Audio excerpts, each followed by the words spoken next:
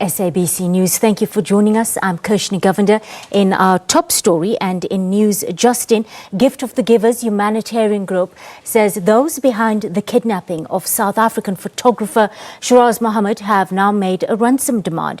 Mohamed was abducted more than 2 years ago in Darkush, Syria. A photojournalist with a passion to narrate the hardships of communities in distress, he wanted to narrate the tragedy of the Syrian people through pictures. Well, for more on the line from Johannesburg, we have Dr. Imtiaz Suleiman. He's the Gift of the Givers CEO. Good afternoon, Dr. Suleiman, and thank you for your time on the SABC News Desk. Good afternoon, Kirshni.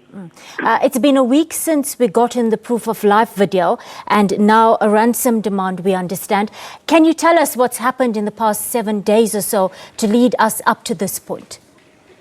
Well, the video arrived on Friday, the 26th of April at 10 p.m. I think they gave us time to look at it and pass it on to the family. Then later in the week, the call came. They said, you've seen the video. We need to talk around the video itself. So we asked, what do you want? They said the request is $1.5 million to release Shiraaz. We said that figure is quite ridiculous. And, it cannot be paid, that kind of money. We explained that Shiraaz does not belong to any corporate company that could assist in the payment of that kind of money. We said his family is a family that doesn't have much means. They don't have the money. And I said, we know international policy, governments will not pay, and South African government certainly will not pay. So they need to rethink.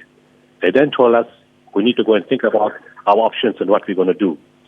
They called back again, and they said, you know what would you like to do? So we said, your price is too high. They said the price is negotiable, think about it, and get back to us.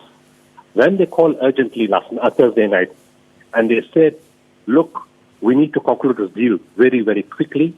The problem in Syria is there is very, very heavy bombing in South Idlib and North Hama. The Russians are bombing very, very aggressively, and we are afraid that in the process, us and even Shiraaz may die.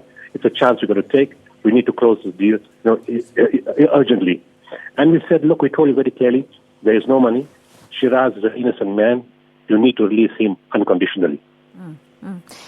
Imtiaz, what are the chances right now that you can actually negotiate this figure of a minimum of $1.5 million down at this point?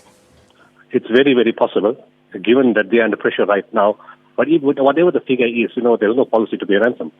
So what we are doing right now, we've engaged religious leaders, and just Saturday, but we're hoping to have letters from them on Monday, letters of support to say that this group should release Shiraaz unconditionally. And we're taking it from there. There are other options, but right now we're going to press on this option and see how far we can push them. The only danger is we hope that the bombs don't fall in the wrong place at the wrong time. My hospital in Darkush has told me we are starting to get patients from the area. It's 70 kilometers away, and they also confirmed that the bombing is very heavy and very severe. Strangely enough, in the video, Shiraaz's biggest fear was that the Russians were bombing. And he said that he wanted to be helped because the bombs were getting stronger and stronger. And that was on the 13th of April. That reality has now happened, where indeed the bombs are falling stronger and it's becoming much more dangerous.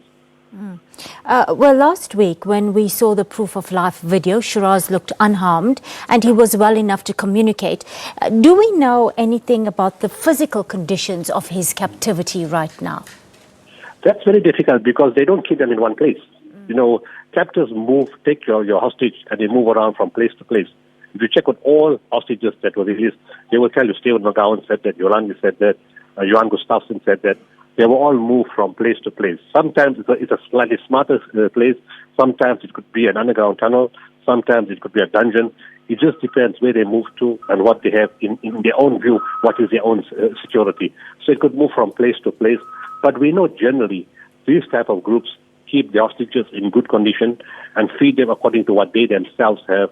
And you can see after 2 years and 3 months, Shiraaz doesn't look so bad in that period of time. Imtiaz, the holy month of fast of Ramadan is almost upon us. I understand it starts this Tuesday. Will this impact on negotiations at all going forward? Well, we're hoping it softens their heart, But unfortunately, these people use religion or abuse religion. Religious people don't behave like this. So I don't know if that's going to make any difference in terms of them releasing Shiraaz or being compassionate.